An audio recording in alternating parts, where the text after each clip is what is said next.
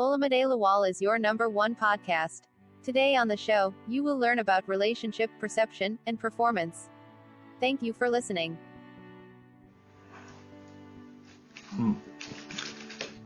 Daniel Dolin once wrote, "Your perception of your partner will make or break a relationship. Unless you are married a sociopath, how you view your partner is just as important as how that person acts. Your perception even influences the way others act. If you want to save your marriage or bring back that special spark in any relationship, start by learning how to manage your perception." On today's podcast, I'm pleased to introduce to us Dr. Ajibike Hanondo. She has a PhD in the field of personality psychology, and she is a senior lecturer at the Department of Guidance and Counseling, Obafemi Awolowo University, Nigeria. Today, we have Dr. Ajibike Hanondo doing justice to relationship perception and performance. Welcome, ma'am. Yeah, thank you very much. Yes, ma'am. Yes, ma'am. The first question I would like to ask you concerning our topic today, relationship perception and performance. Relationship is the most discussed human subject today, and I would like to hear what you would say. It is something that is very broad, very comprehensive. Many people, they've written about it, many authors, many speakers, they've spoken about it. But I would like to hear what you would say about relationship today. Yeah, relationship, as you have said, is very important. You have said it's the most discussed human subject. Yes, I agree with you. And they are very important because the matter of relationship is important because human beings are wired to interact with one another. So when you build relationships, like you are towing on a normal or natural path, it's what you have been wired to do. And it also shows that you are responding to nature. So when you respond to nature, at the end of the day, what you are doing is that you are enhancing your physical, social, and psychological well-being. So when you build relationships, you end up having a better well-being. And there are many types of relationships, which also makes it very important. We have the male-female relationship, that is the marriage. We have the relationship, the family relationship, father to son, mother to daughter, family relationships as a whole. We have relationships in the school. You have teacher and student relationship. You have the boss and subordinate relationships. So everywhere you find yourself, there are relationships to build. We are wired around and even in relationships. So I think that's what makes it, one of the most discussed human subject, like you put it. So that's, the little I can say about relationships and why, they are very, very important. Oh, thank you very much, man. But today there are a lot of principles about relationship that are being thrown out there. But I would like to ask that concerning many of these principles that we have heard, read, and seen, are there some certain principles about relationship that are general, universal, and unchangeable? That means that if I go to China, it is the same principle that works in China, that works in Nigeria, that work in the United States of America. The same principles, they have been working since more than 2,000 years ago, and they will never change. Are there principles in relationships that are general, universal, and unchangeable? Yeah, I agree with you that there are, principles of relationships. These are actually laws guiding relationships. But we can also look at those principles depending on what aspect of relationship you want to explain. So there are many laws, that are universal. Why do we even call them universal? Like you said, it's just because they're not things, they're not aspects that change.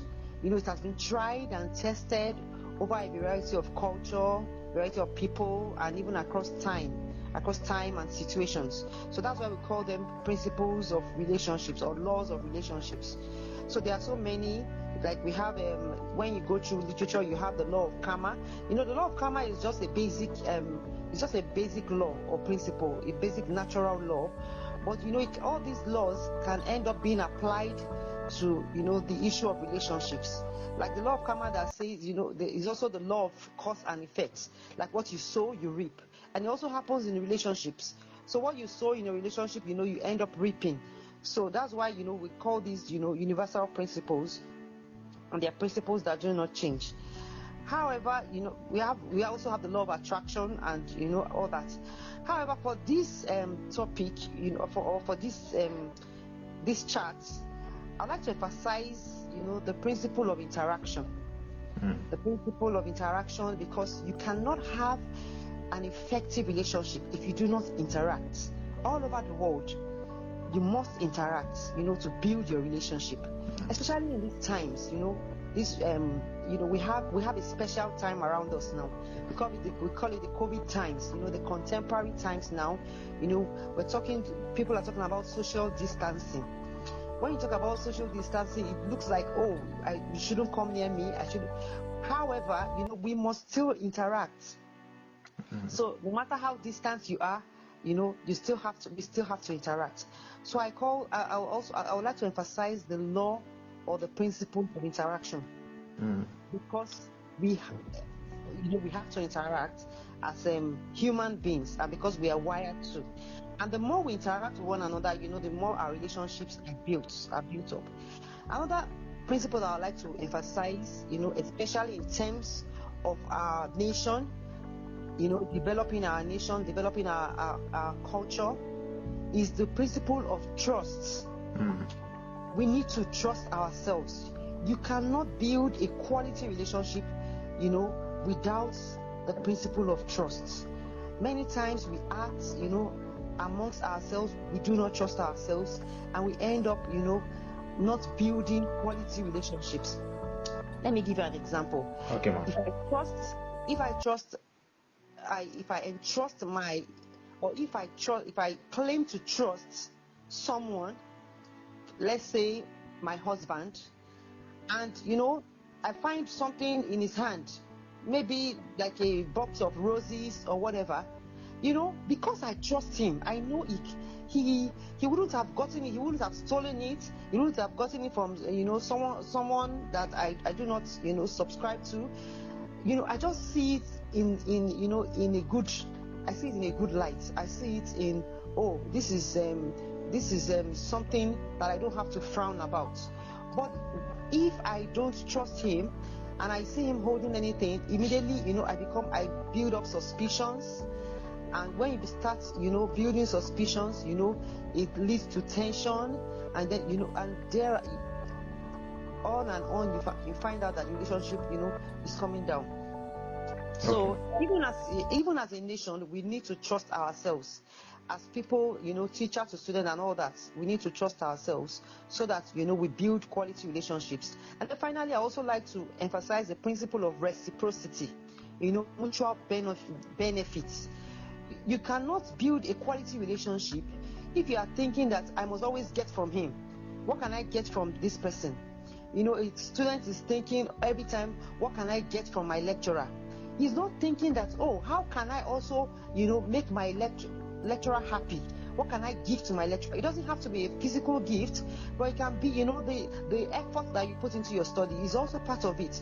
And even if it were to be, a father to son relationship or a boss to subordinate relationship, when you think of what you can do to build a relationship, each party is thinking about it. Of course, the relationship grows. And then, I said finally, then let me add one more. The principle of boundaries. People need to know when to stop. People need to know when to say no in a relationship.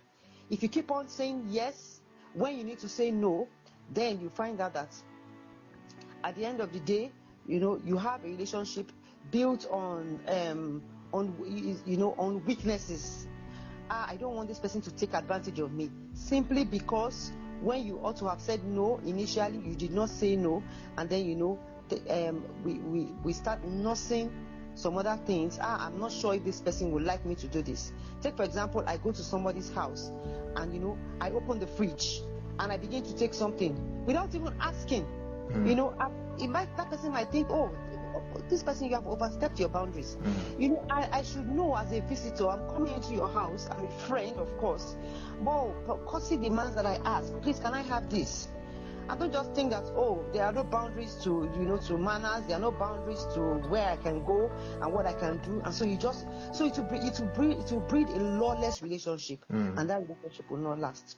Oh, I should stop there. Yeah. Just a few. Yeah, thank you very much, Ma. But what you spoke about in the last question, we move us to the next question, which is that it is true that relationship creates expectations, and these expectations are expected to be mutually reciprocated. For instance, between a wife and husband, they both have some certain expectations about themselves, and it is not just the husband that should be performing his own responsibility. He also has some certain expectations from the wife.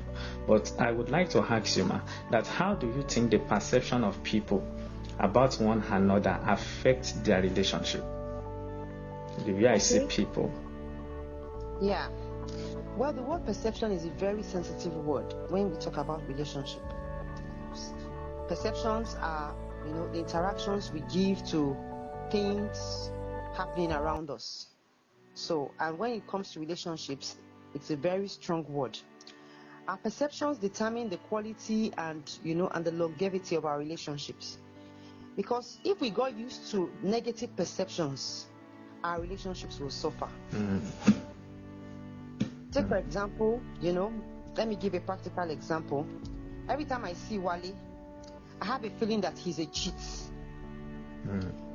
You can imagine if every time I see Wale and it just comes to my mind, this person must be cheating on me, or this person cheats people, or this person, of course, that means that relationship will not last, because you already have a negative perception, a wrong perception. Wale might not even be that, especially when you're not communicating your perception. Once if you communicated your perception, then you might put it right. That person could learn, if you have this perception about me, that might be true, and then that means I need to change. And then when that person knows that is what you think about him, it's just, we're talking about expectation. He knows that this is what this person is expecting from me.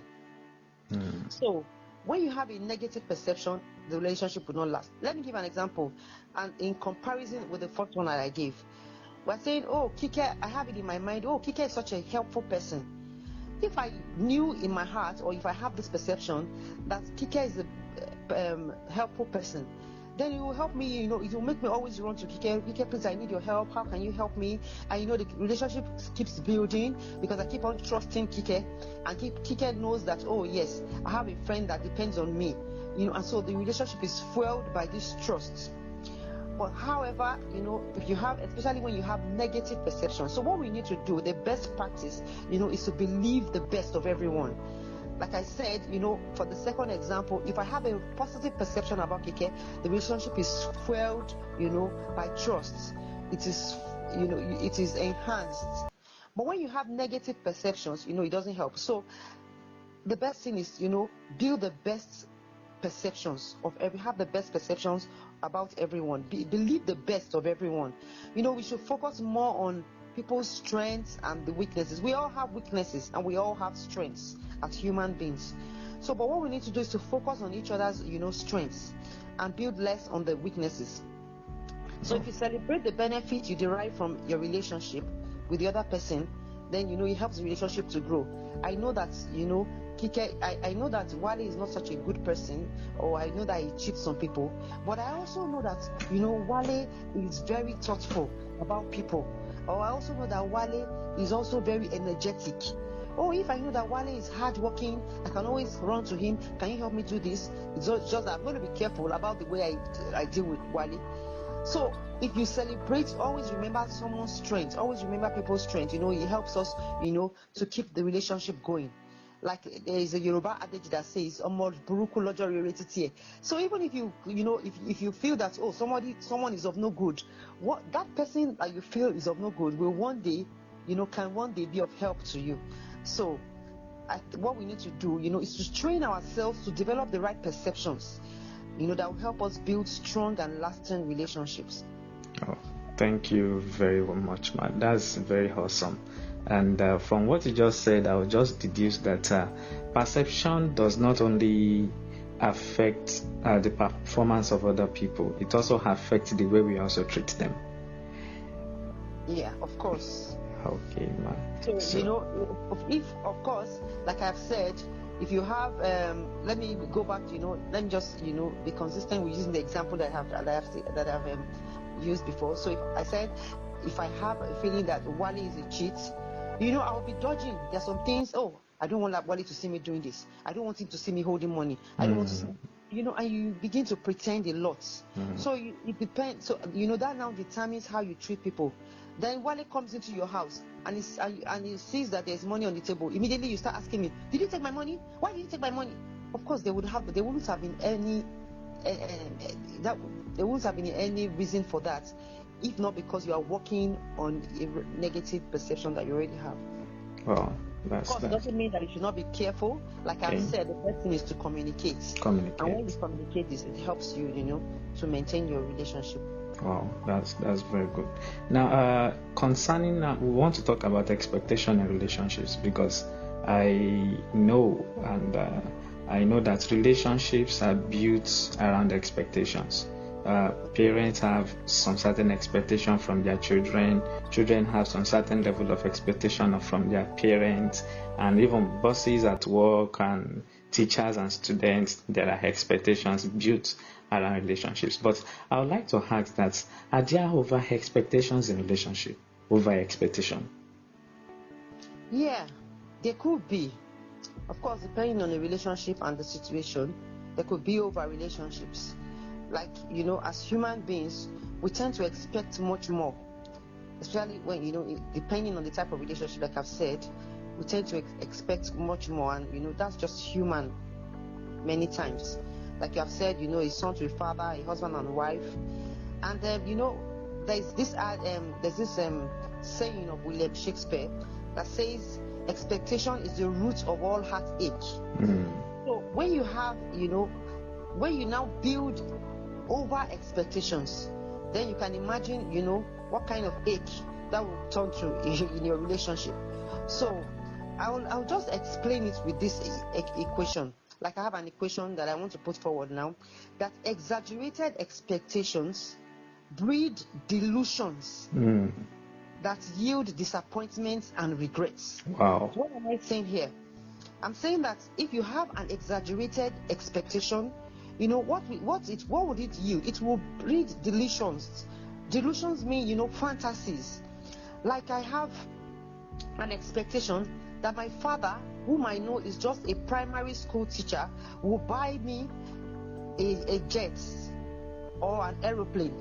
Oh, that is of course an over expectation. Even if my father loved me so much, how would he be able to afford a jet? How would he be able to afford an aeroplane? So, but that is the exaggerated expectation that I have of him. So what does that mean? I start building fantasies. And what does that also mean? These delusions might mean, like fantasies that will never come true. And if you have fantasies that will never come true, eventually what happens? You are disappointed. Because when it happens that my father cannot meet up to my expectation, and then he tells me, "I'm sorry, I can't do this," even after I've built, I've gone to my school and told all my friends, "Oh, my father is going to buy me a jet. He loves me so much. He's going to buy me an aeroplane." All my friends are waiting for me. They want to see my jet. They want to see my aeroplane. And then my father comes suddenly and tells me, "I can't even buy you a bike." The expectation is crashed down. And then I have, so I'm filled with disappointment. I have to communicate this disappointment to my friends, and even aside from even myself now, I have to deal with disappointment, and I have to deal with how to let other people know that, oh, I couldn't make this. And so what does disappointment lead to? It leads to regrets. Why did I ever think that my father could buy me an aeroplane? Did I even see any good in my father? What is he even working for? If he cannot even give me what I expect from him, or what I want from him. So, it leads to regrets. Why is he even my father if he cannot meet up with this expectation when my other friends are having their expectations met? So it leads to, such kind of regrets. And so, let me just repeat it, that exaggerated expectations, it breeds delusions. It breeds, fantasies, and then, that yields disappointments and then regrets. So, and many young ladies, are over-expectant, especially nowadays. They are over-expectant of men. They feel, or they think that the man should have a big car, like riding a jeep, should have built a house, should have made millions in his account, even before he comes to ask them out.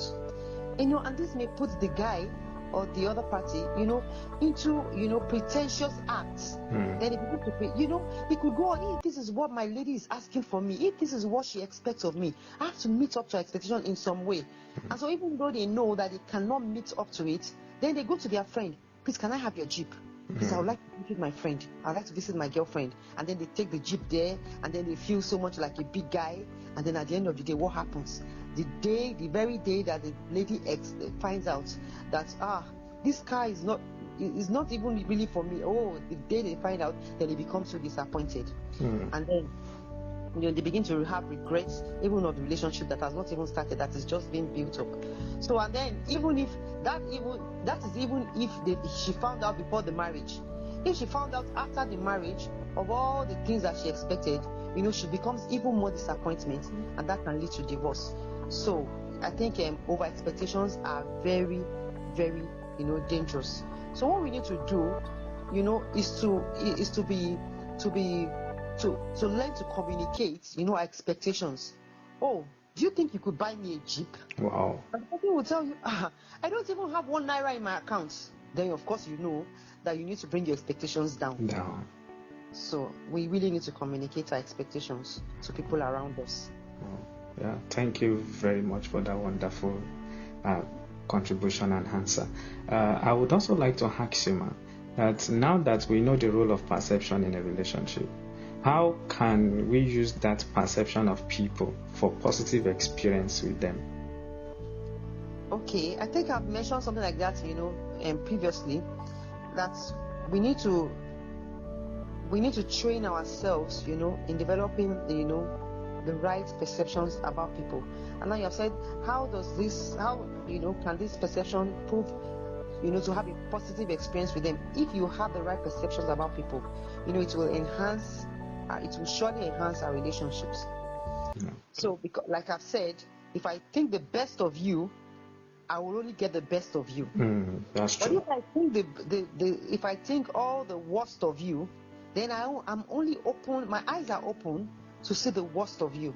So I think we need to work with that. Wow. So we should change the lens at which we look at people to get them performing well in our relationships with them. Exactly. Oh, that's so. What would be your final take on relationships, perception, and performance, just to reconcile these three constructs, just to reconcile it and to make it more practical to people before you go, ma'am? Okay, one other thing that I need to mention, in all this, is that sometimes, like you talked about changing, the lens that we look at people, we also need to work on the lens that we use to look at ourselves also. We also need to improve ourselves. So just as we seek to understand people, just as we seek, to see the right things about people, we also need to improve ourselves. Sometimes it's easy for us to think that the other party is wrong, whereas we are the erring ones. So for us, to also enjoy our relationships, we also need to see ourselves. Am I the one over exaggerating? Am I the one that is expecting too much? Am I the one that is not even, communicating? We also need to think upon these things so that we can enhance our relationships. And then another thing is for us to cherish our relationships. If you value your relationship, it will help you. Every relationship that you have, if you have a relationship with your neighbor, value it. If you value your relationship, then you will see the strength in that relationship, and it will help you, to communicate. Because you don't want the relationship to get sour, then you communicate what you need to communicate to get the best out of relationship. So like you have said, if I should put these three words together, I would say that perception is a significant word, like I've said, but our perception defines our expectations. The perception that we have of people, that we have about people, it defines what we think of them. If I thought very well, or if I have a perception that sometimes people over expect because they think that this man is such a rich man, so because he's very rich, I expect him to give me $1 million, or $1 million naira. Whereas you just think that he's rich. He's not that rich. In fact, he's all the money that you see in his accounts, it's just maybe a loan or something. And so, if you have a perception of someone, we have to communicate it, and that helps to define our expectation. It will help you to define your expectation in such a way that that I can't really ask for this because I thought he was a rich person, but he's not that rich. So, and then it now means that our expectations will regulate our behavior. So it will now determine, our expectation will now determine how we relate with people, how I behave, because I now know that this person is not that rich, even though I thought he was very rich. Then it will now determine I cannot just go into his house and think that I can just take a bag of rice or a bowl of or a tin of milk, or I can't just go there because this person is managing or this person is struggling. So it will help me to maintain or to regulate my behavior. It will even help me, maybe this person is struggling, I should even be the one to help him. Why? Because my expectation of that person has been regulated, or because my perception has defined my expectation of the person, and then the behavior now produces the right performance that you require in a relationship. So let me just wrap this up by saying that our perception defines our expectations, and then our expectations regulate our behavior, and then our behavior produces the performance that we require in our relationship. Wow, man. Would you like to take it again, man? Okay. I've just said that our perception defines our expectations, while our expectations regulate our behavior or attitude, and then our behavior produces performance in a relationship. The performance could be positive or negative, depending on what we have done before, depending on the previous. Wow, that's very awesome, man. It's a wonderful time having you today, man. Thank you very much for having me also. Yes, man. Thank you very much, man. Yeah. Yes, man. To access more of Olumide Lawal's resources, visit our website today at lawalolamide.com.